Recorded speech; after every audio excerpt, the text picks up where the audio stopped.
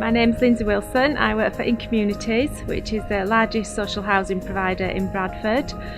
My job is the Environmental Services Manager.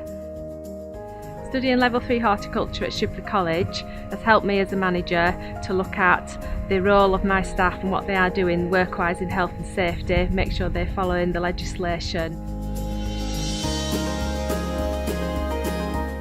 Skills I've learnt so far on the course include project management, which will also benefit my employer In Communities.